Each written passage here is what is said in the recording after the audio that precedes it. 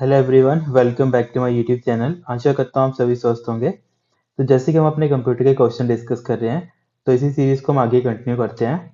तो आज का हमारा फर्स्ट क्वेश्चन आ गया, most of the shortcut keys are design to use fill in the blank and fill in the blank key along with one और two characters. यहाँ पे सिंपल बोलने की बात है कि ऐसी कौन सी एक्चुअल में जो हमारे पास कीज होती हैं जो कॉम्बिनेशन में काम करती हैं। ठीक है, तो कॉम्बिनेशन में फॉर एग्जांपल जैसे हमारे पास कंट्रोल प्लस ए करके आता है या कंट्रोल प्लस बी करके आता है ना, कंट्रोल प्लस आई करके आता है। अभी ये देखो, एक ऐसा की है जो कॉम्बिनेशन में काम करती है। तो एक तो हमें लग गया हुआ था कि एक अल्ट कंट्रोल काम करती है, दूसरी हमारी अल्ट काम करती है ना।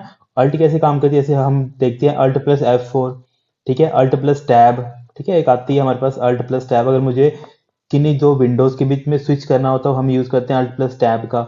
अल्ट प्लस F4 हम यूज करते हैं जब मुझे कोई चीज क्लोज करनी है ना। तो इन्होंने पूछा था कि ऐसी कौन सी शॉर्टकट कीज होती हैं जो कॉम्बिनेशन के साथ काम करती हैं, है ना। तो इसका राइट आंसर क्या हो जाएगा, हमारे पास बोथ ए एंड बी हमारा राइट आंसर हो जाएगा। ठीक है, कि कंट्रोल और अल्ट दोनों क्या है, कॉम्बिनेशन में काम करती हैं। ठीक है, और मैंने यहाँ पे दो तीन एग्जांपल भी बता दी थी। कंट्रोल ए आता है जब हमें सेलेक्ट ऑल करना होता है। ठीक है, कंट्रोल ए आता है हमारे पास सेलेक्ट ऑल करने के लिए आता है हमारे पास कंट्रोल प्लस ए। ठीक है, यहाँ पे मैं सी लिख रहा हूँ तो इसका मतलब कंट्रोल है। ठीक है, कंट्रोल की प्लस ए। और कंट्रोल प्लस बी किसके लिए होता है, जब मुझे किसी टेक्स्ट को बोल्ड करना हो, ठीक है, मोटा करके लिखना हो, तब हम यूज करते हैं कंट्रोल बी का। और कंट्रोल आई जब मुझे कोई सी चीज को इटैलिक में लिखना हो, italic in the sense normal हम ए ऐसे लिखते हैं, तो इटैलिक में हमारा ए कुछ ऐसे करके लिखा जाएगा, मतलब इन द फॉर्म ऑफ जो हमारे पास थोड़ा टेढ़ा करके लिखा जाता है, इसको हम इटैलिक बोलते हैं, है ना। तो इसकी ये शॉर्टकट क्या होती है, कमांड होती है। ये जैसे यहाँ पे इन्होंने दे रखा है कंट्रोल सी किसके लिए, कॉपी के लिए होता है। और जैसे एम एस ऑफिस में है या फिर किसी भी एप्लीकेशन को क्लोज करना हो, तो हम यूज करते हैं अल्ट प्लस F4 का। ठीक है, इसके अलावा मैंने आपको बताया था कि कंट्रोल प्लस डब्ल्यू भी होता है। कंट्रोल प्लस डब्ल्यू हम कब यूज करते हैं माइक्रोसॉफ्ट ऑफिस में, जब मुझे किसी जब मुझे किसी डॉक्यूमेंट को क्लोज करना होगा। ठीक है, ये मोस्ट इंपॉर्टेंट है, क्योंकि यहाँ पे ऑप्शन में अल्ट प्लस F4 भी दिया होता है, कंट्रोल प्लस डब्ल्यू भी दिया होता है। तो याद रखना, जब भी मैं किसी पर्टिकुलर डॉक्यूमेंट की बात करता हूँ, तो डॉक्यूमेंट को क्लोज करने के लिए हम यूज करते हैं कंट्रोल प्लस डब्ल्यू का। अगर मुझे पूरी की पूरी एप्लीकेशन ही बंद कर देनी, तब हम यूज करते हैं अल्ट प्लस F4 का। ठीक है, ये मेजर डिफरेंस है इन दोनों के बीच में। और ये काफी इंपॉर्टेंट क्वेश्चन है और एग्जाम में पूछे जाते हैं। और डॉक्यूमेंट क्लोज के टाइम पे आपको अल्ट प्लस F4 भी दिया होगा ऑप्शन में, और कंट्रोल प्लस डब्ल्यू भी। ठीक है, और जिसको ये चीज पता होगी वो टिक करेगा कंट्रोल प्लस डब्ल्यू को। फिर हमारे पास नेक्स्ट क्वेश्चन आ गया, द सीरीज ऑफ की नेम्ड F1 टू F12 और यहाँ देखो F1 और F1 से लेके F12 तक क्या होती है, हमारे पास फंक्शन कीज होती हैं। ये तो काफी सिंपल क्वेश्चन है, तो यहाँ पे फर्स्ट क्या आ जाएगा, हमारा राइट आंसर हो जाएगा। फिर नेक्स्ट आ गया हमारे पास, the group of number keys and basic arithmetic operator placed on the left side of the keyboard is called. ठीक है, जो हमारे पास लेफ्ट साइड ऑफ कीबोर्ड में जो हमारे पास कुछ बेसिक अर्थमेटिक ऑपरेटर प्लेस किए गए होते हैं, उनको हम क्या बोलते हैं, है ना। उनको हम क्या बोलते हैं, नंबर पैड। ठीक है, जैसे आप कभी कीबोर्ड देखोगे तो यहाँ पे देखना, यहाँ पे आपके पास क्या होता है, मतलब 1 2 3 पर कैसे पूरा लिखा होता है, तो इस चीज को हम क्या बोलते हैं, नंबर पैड बोलते हैं। ठीक है, अब नंबर पैड में होता है क्या, 0 से लेके 9 तक डिजिट होते हैं। ठीक है, 0 1 2 3 4 5 6 7 8 ऐसे करके पूरे के पूरे वहां पे डिजिट्स होते हैं। ठीक है, 8 9 फिर यहाँ पे प्लस डिवाइड, ठीक है, यहाँ पे मल्टीप्लाई, यहाँ पे इक्वल टू, ऐसे करके पूरे के पूरे एक पूरा का पूरा नंबर पैड बना होता है। ठीक है, बस वही चीज लिखी है यहाँ पे देखो।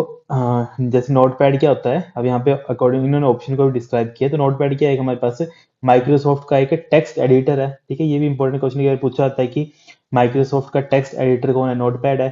ठीक है, एरो की क्या काम करती है, एरो की बेसिकली नेविगेशन करने के लिए, है ना। एरो कीज कितनी होती है, हमारे पास 4 होती हैं। ठीक है, अब 4 कौन कौन सी होती है हमारे पास, एक तो आती है जैसे हमारे पास यहाँ पे डिस्क्राइब कर देता हूँ कौन कौन सी आती है कि हमारे पास। ठीक है, एक ये आती है हमारे पास राइट। ठीक है, मुझे राइट साइड शिफ्ट करना हो। ठीक है, एक आती है हमारे पास लेफ्ट, और ये आती है हमारे पास अप, और ये आती है हमारे पास डाउन। ठीक है, तो मेनली हमारे पास कितनी टाइप्स की होती हैं, 4 टाइप्स की हमारे पास एरो कीज प्रेजेंट होती हैं। फिर हमारे पास नेक्स्ट क्वेश्चन आ गया, द लॉन्गेस्ट या फिर largest button on a keyboard. सबसे लंबा बटन कौन सा होता है ना, स्पेस बार होता है। ठीक है, तो यहाँ पे ये फर्स्ट क्या हो जाएगा, राइट आंसर हो जाएगा। ठीक है, जिन्होंने अभी कीबोर्ड देखा है तो उनको पता है, जब वो स्पेस प्रेस करते हैं तो इतनी बड़ी की होती है वो स्पेस बार की। ठीक है, तो यहाँ पे हमारा फर्स्ट क्या हो जाएगा, राइट आंसर हो जाएगा। इसके अलावा अगर हम देखें कि कीबोर्ड के ऊपर क्या क्या चीजें होती हैं, तो मेनली 5 टाइप्स की जो कीज प्रेजेंट होती हैं। अब ये कीज ये वाली होती हैं, ठीक है, जैसे इसको हम इंग्लिश में कीज बोलते हैं। कौन कौन सी होती हैं? एक तो अल्फाबेट कीज होती है जिसमें A to Z से लेकर लिखा होता है। न्यूमेरिक कीज होती हैं जिससे 0 से लेकर 9 तक हम जो वैल्यू है उनको यूज कर सकते हैं। फंक्शंस कीज होती हैं F1 से लेकर F12 तक। फिर इसके अलावा कर्सर कंट्रोल होते हैं, कर्सर कंट्रोल पूछा जाता है, शिफ्ट कंट्रोल अल्ट और एंटर, है ना। इसके अलावा मॉडिफायर कीज भी कई बार पूछा जाता है, ठीक है। तो मॉडिफायर कीज कौन कौन सी होती है इनको मैं हाईलाइट कर देता हूँ। एक तो हमारे पास शिफ्ट आता है, कंट्रोल आता है और हमारे पास अल्ट।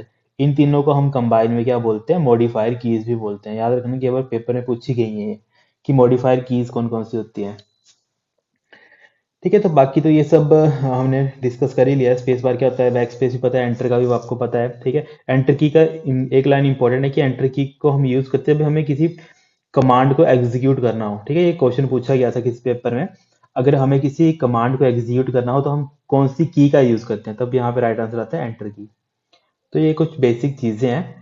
फिर हमारे पास नेक्स्ट क्वेश्चन आ गया, प्रोसेसर कोमा मेन मेमोरी जिसको हम रैम बोलते हैं, hard disk, CD DVD drive, CMOS, BIOS chip etcetera are house inside. मतलब ये सारी की सारी चीजें हमें कहाँ मिलती हैं?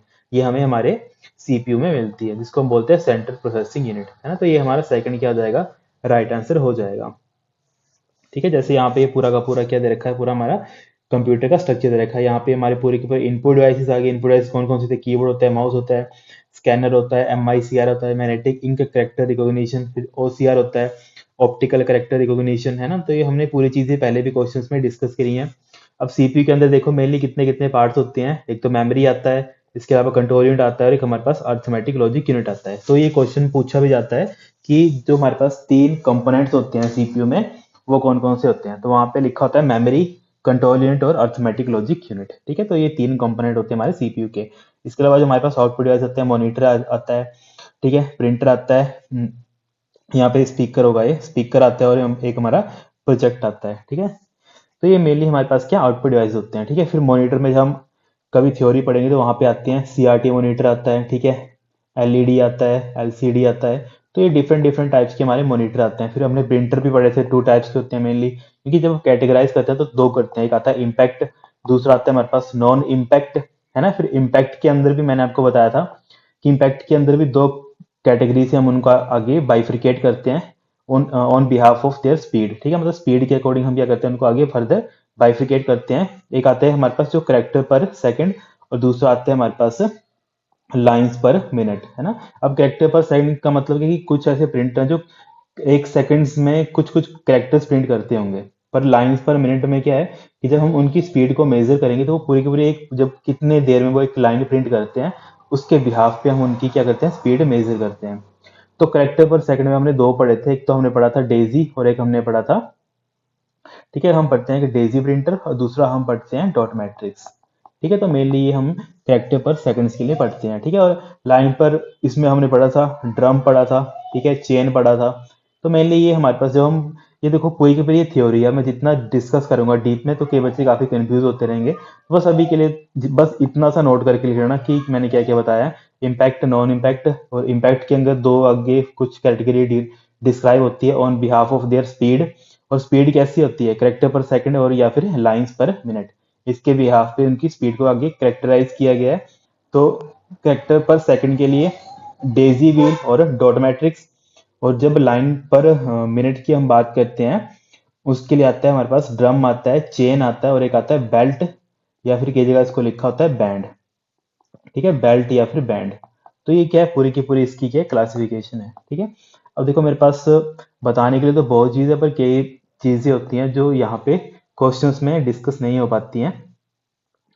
चलो फिर हम आगे अपना नेक्स्ट क्वेश्चन देख लेते हैं। All the physical component of a computer are collectively called, सारे के सारे जो फिजिकल कंपोनेंट होते हैं उनको हम क्या बोलते हैं, हार्डवेयर बोलते हैं, है ना। तो यहाँ पे बी क्या हो जाएगा, हमारा राइट आंसर हो जाएगा। फिर हमारे पास नेक्स्ट क्वेश्चन आ गया। हाँ ठीक है, यहाँ पे देखो उन्होंने बताया कि इंटरनल हार्डवेयर क्या होता है, एक्सटर्नल हार्डवेयर क्या होता है। सीपीयू मतलब जो हमारा मदरबोर्ड के ऊपर सारी चीजें होती है ना, वो इंटरनल हार्डवेयर होता है, ठीक है। सीपीयू हो गया, फैन हो गया, मदरबोर्ड हो गया, रैम हो गया, वीडियो कार्ड हो गया। एक्सटर्नल हार्डवेयर में क्या आता है, मॉनिटर, माइक्रोफोन, प्रिंटर, प्रोजेक्टर, ये सारे जो हम बाहर से अटैच करते हैं, ठीक है। यहाँ पे हार्डवेयर और सॉफ्टवेयर का डिफरेंस दे रखा है, जिसको ये पढ़ना होगा तो वीडियो पॉज करके इसको पढ़ सकता है। फिर नेक्स्ट क्वेश्चन आ गया banks store and retrieve core banking transaction using, है ना। तो किसकी हेल्प से करते हैं? सेंट्रलाइज सर्वर कंप्यूटर की हेल्प से, ठीक है। जैसे हम बोलते हैं कि मेरे पास, मेरा मान लो फॉर एग्जांपल मेरे पास पीएनबी का अकाउंट है, और ये पीएनबी कौन सी ब्रांच है? फॉर एग्जांपल जो मेरा एक एरिया है, ठीक है, उस एरिया का नाम है XYZ। XYZ एरिया में एक पीएनबी की ब्रांच है, वहां पे मेरा अकाउंट ओपन है। पर जब मेरी कोई भी ट्रांजेक्शन वगैरह कुछ भी होती है, वो कहाँ जाती है? मेरी मेन बैंक में, ठीक है। फॉर एग्जाम्पल जो मेन बैंक है उसके लोकेशन कहाँ है? पंजाब में है। और जब भी कोई लोकल बैंक है या फिर जो मेरा मैं ट्रांजेक्शन वगैरह करूंगा, वो कहाँ पे जाएगी? मेरे सेंट्रलाइज बैंक के ऊपर जाएगी। सेंट्रलाइज बैंक कौन है? मेरा जो पंजाब में लोकेटेड है, और वो है एक्चुअली में पूरा का पूरा हब, ठीक है, उसको बोलते हैं पंजाब नेशनल बैंक। तो वहां पे हमारा क्या होगा? बी राइट आंसर हो जाएगा। फिर नेक्स्ट क्वेश्चन आ गया, the main advantage of a computer is. Computer की मेन एडवांटेज क्या होती है? ऑब्वियसली स्पीड तो होती है, लार्ज स्टोरेज कैपेसिटी होती है, ease of creating program for a new job, है ना। तो यहाँ पे ऑल ऑफ दीज क्या हो जाएगा? राइट आंसर हो जाएगा। फिर हमारे पास नेक्स्ट इंपॉर्टेंट जो हमारे पास डेफिनेशन है, आप सिंपली बोल दें कि इंपॉर्टेंट हमारे पास एब्रिविएशन है कैड की, फुल चीज आती है। कैड को हम क्या बोलते हैं? कंप्यूटर एडेड डिजाइन, ठीक है। तो यहाँ पे अकॉर्डिंग टू ऑप्शन कौन सा होगा? हमारा थर्ड यहाँ पे राइट आंसर हो जाएगा, ठीक है, कंप्यूटर एडेड डिजाइन, ठीक है। इसको कैड की क्या है? ये फुल फॉर्म है, ठीक है। और कैड एक्चुअली में होता है कि एक कंप्यूटर टेक्नोलॉजी है जिसकी हेल्प से हम क्या करते हैं? प्रोडक्ट या फिर किसी डॉक्यूमेंट को अगर हमें डिजाइन करना होगा ना, ठीक है, तो हम यूज करते हैं कैड का, ठीक है। कैड का सॉफ्टवेयर आजकल काफी पॉपुलर है। फिर हमारे पास नेक्स्ट क्वेश्चन आ गया कैम, ठीक है। कैम की फुल फॉर्म पूछी है, तो कैम की फुल फॉर्म क्या होती है? कंप्यूटर एडेड मैन्युफैक्चरिंग, ठीक है। तो ये दोनों इंपॉर्टेंट है, एक तो कैड इंपॉर्टेंट है और हमारे पास कैम, ठीक है। ये दोनों के दोनों हमारे पास इंपॉर्टेंट है। तो इसकी आती है हमारे पास कंप्यूटर एडेड मैन्युफैक्चरिंग, ठीक है। तो यहाँ पे डी हमारा क्या हो जाएगा? राइट आंसर हो जाएगा।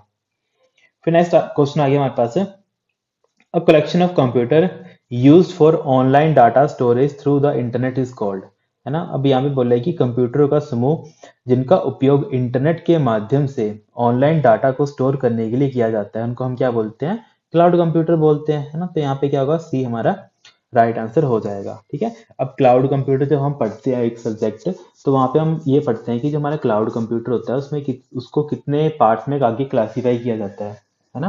तो आपको बस मुझे नेट पे सर्च करके वो सारे के सारे पास पार्ट्स बताने हैं, ठीक है। या फिर मैं सिंपली बोलूँ तो ये होते हैं आस, पास और सांस, ऐसे करके होते हैं, ठीक है। अब आपको क्या करना है? बस इनकी मुझे फुल फॉर्म बतानी है।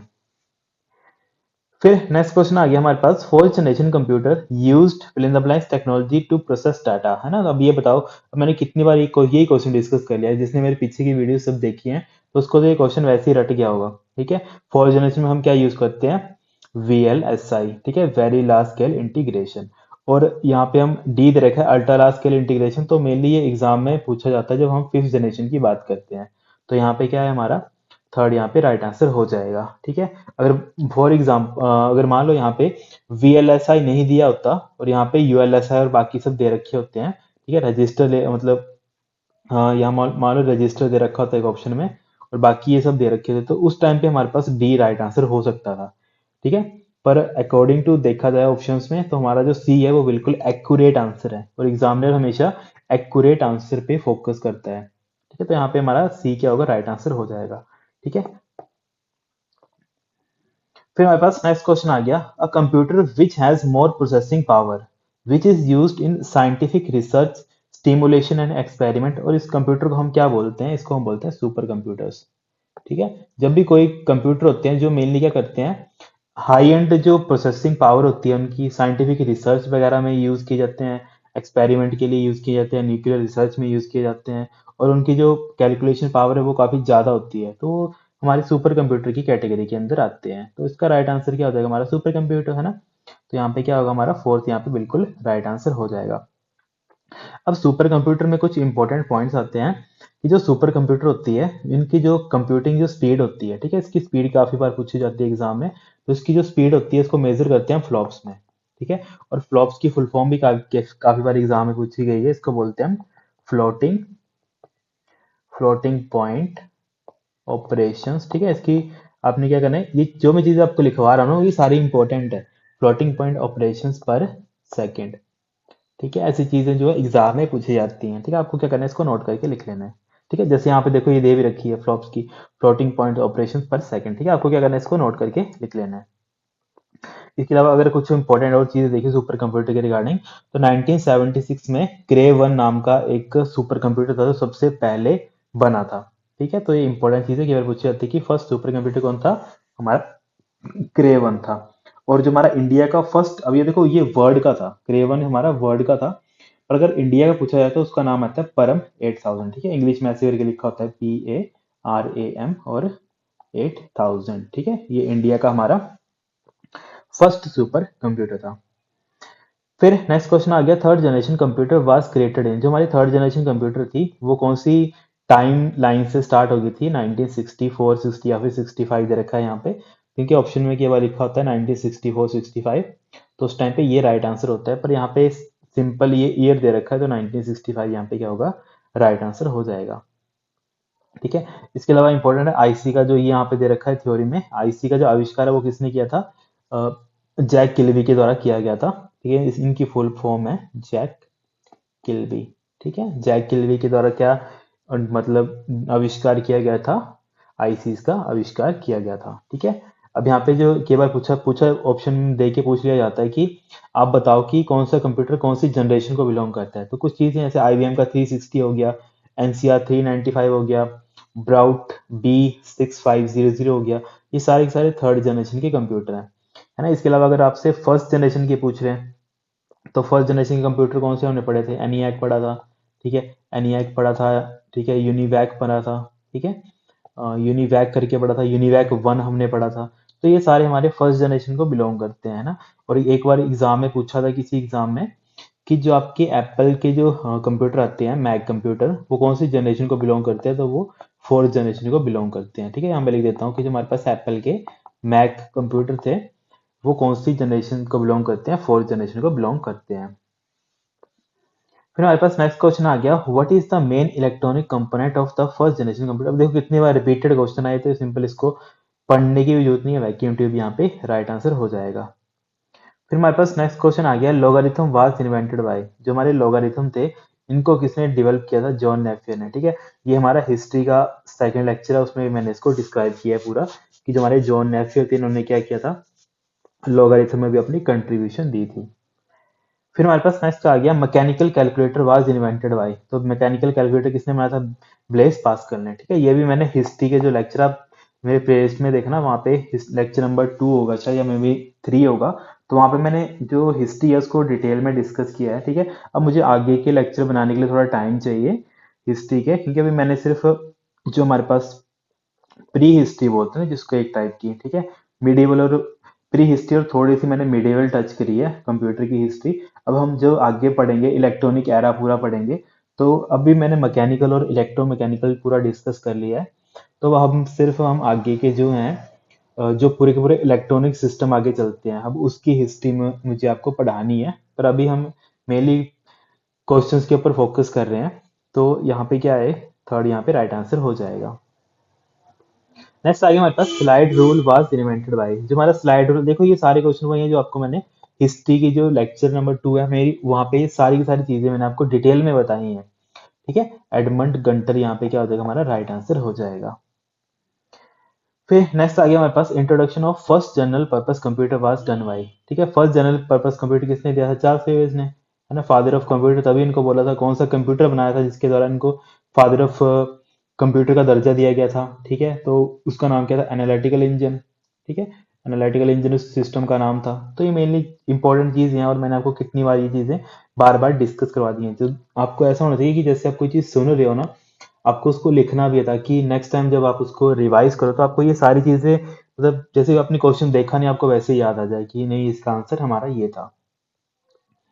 फिर नेक्स्ट आ गया था हमारे पास, the first computer was invented by Charles Babbage was called. अब देखो वही चीज आ गई, पहला कंप्यूटर जो चार्ल्स बेबेज ने बनाया था वो कौन सा था, हमारा डिफरेंस इंजन। ठीक है, पर डिफरेंस इंजन की वजह से इनको हमने फादर ऑफ कंप्यूटर नहीं बोला था, हमने किसकी वजह से बोला था, एनालिटिकल इंजन जब उन्होंने बनाया था तब हमने उनको दर्जा दिया था फादर ऑफ कंप्यूटर का। क्यों, क्योंकि एनालिटिकल इंजन एक ऐसा सिस्टम था, अब ये एक एक्चुअल में क्या था, ये पूरे तरीके से बना नहीं था, पर इसने एक फाउंडेशन दे दी थी। हम बोलते हैं ना कि हम कोई चीज बनानी है तो हमें इसकी फाउंडेशन चाहिए होती है, फाउंडेशन कोर्स काफी इंपॉर्टेंट होता है। तो बस अगर मॉडर्न कंप्यूटर हमें तैयार करने थे, उसकी फाउंडेशन हमें किसने दी?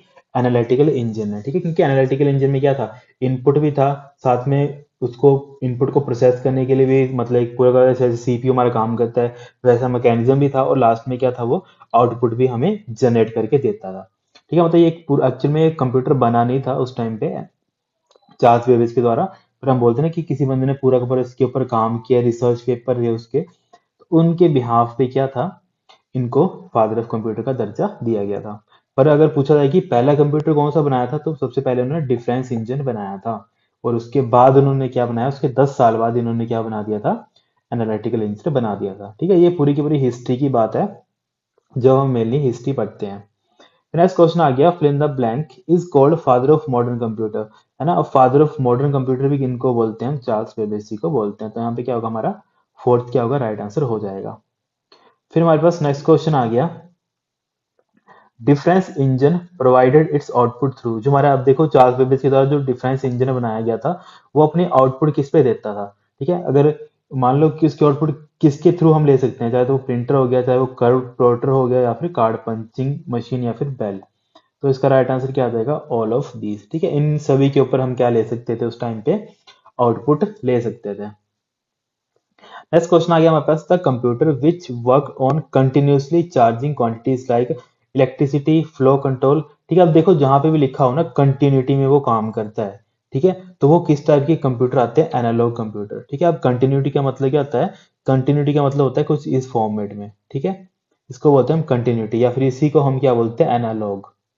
और अगर बोला हो कि वो डिसकंटिन्यूटी फैशन में काम करता है, और डिसकंटिन्यूटी का मतलब क्या होता है? कि वो 0 1 की फॉर्म में काम करता है, 0 1, ठीक है, ऐसे करके काम करता है। एक सेकंड रुकना जरा, 0 1 0 1 0 1 ऐसे करके वो डिसकंटिन्यूटी में काम कर रहा है, ठीक है। तो इस इसी को हम क्या बोलते हैं? डिजिटल कंप्यूटर बोलते हैं, ठीक है। डिजिटल कंप्यूटर हो गया, या फिर इसको हम बोलते हैं नॉन कंटिन्यूस सिस्टम हो गया, या फिर डिजिटल हमारे पास कंप्यूटर हो गए। तो ये हमारे सारे किसके नाम होते हैं जब भी हम नॉर्मल अपने कंप्यूटर की बात करते हैं? पर कुछ ऐसे कंप्यूटर होते हैं जो अपनी कैलकुलेशन परफॉर्म ही किसके ऊपर करते हैं? कुछ क्वांटिटीज के ऊपर, और वो क्वांटिटीज कैसी होती हैं? जो लगातार चलती हैं। जैसे वाटर का फ्लो हो गया, अब वाटर का फ्लो रुक रुक के थोड़ा चलता है, वो कंटिन्यूसली बहता है ना। वैसे इलेक्ट्रिसिटी होती है, वो भी कंटिन्यूसली फ्लो करती है, ठीक है। तो ये सारी चीजें जो एक्चुअल में कंटिन्यूसली फ्लो करती हैं, उनको उनका अगर मुझे इनपुट डाटा ले, उनका जो डाटा है उसको इनपुट करवाना हो, ठीक है, तो वो किस कौन से कंप्यूटर होते हैं? स्पेशलाइज कंप्यूटर, उनको बोलते हैं हम एनालॉग कंप्यूटर। तो यहाँ पे थर्ड हमारा राइट आंसर हो जाएगा। नेक्स्ट आते हैं हमारे पास, analogue computer was invented by. जो हमारे हमारे एनालॉग कंप्यूटर थे, इनको किसने डेवलप किया था? तो इस क्या राइट आंसर हो जाएगा उसका? सर विलियम थॉमसन, ठीक है। मोस्ट इंपॉर्टेंट क्वेश्चन, आपको क्या करना है? इसको मार्क करके कॉपी में लिख लेना है। फिर हमारे पास नेक्स्ट क्वेश्चन आ गया, computers called Colossus were used for German military communication during World War 2, ठीक है। अब जो हमारे पास क्लोसस था, ये मेनली क्या काम करता था? ये डिक्रिप्शन के लिए हम मेनली यूज करते थे क्लोसस वगैरह का, ठीक है। तो यहाँ पे क्या होगा हमारा? फर्स्ट टाइम, क्योंकि उस टाइम पे जब द्वितीय विश्व युद्ध के दौरान ना जर्मन जो मिलिट्री हुआ करती थी, वो कम्युनिकेशन के लिए क्लोसो जैसे कंप्यूटर का उपयोग करती थी। क्यों उपयोग करती थी? क्योंकि जो ये करता था, वो क्या कर देता था, जो उनका जो इंफॉर्मेशन थी उसको, मतलब in the form of decode form में कन्वर्ट कर देता था, ठीक है। या फिर उनको डिक्रिप्ट करने के लिए हम मेनली यूज करते थे। तो यहाँ पे अगर हिंदी में जैसे पढ़ना हो कि क्लोसस हमारा पहला लार्ज स्केल इंटीग्रेशन कंप्यूटर है, और ये कई बार पूछा गया है कि फर्स्ट एलएसआई कंप्यूटर हमारा कौन था? तो वो कौन सा था? हमारा क्लोसस। और ये कौन से टाइम की बात है? वर्ल्ड वॉर 2 के टाइम की बात है, ठीक है। और ये काफी इंपॉर्टेंट है, ठीक है। इसको मतलब किन्होंने बनाया था? जर्मन मिलिट्री के द्वारा कम्युनिकेशन में डिक्रिप्शन के लिए यूज किया जाता था, ठीक है। कौन सा कंप्यूटर? हमारा क्लोसस। और ये काफी इंपॉर्टेंट क्वेश्चन है, क्योंकि काफी बार एग्जाम में सेम एज इट इज ये क्वेश्चन रेप्लीकेट होता है। नेक्स्ट आता है हमारे पास, theoretical definition of general purpose computer was provided by. जो हमारी थ्योरेटिकल डेफिनेशन होती है किसी जनरल पर्पस कंप्यूटर की, उसको किसके द्वारा डिफाइन किया जाता है? तो उसको एलन ट्यूरिंग के द्वारा डिफाइन किया गया था, ठीक है। इन्हीं को हम क्या बोलते हैं? आपको मुझे बताया नीचे करके, इनको हम क्या क्या बोलते हैं? फादर ऑफ किसका? हम एलन ट्यूरिंग को बोलते हैं।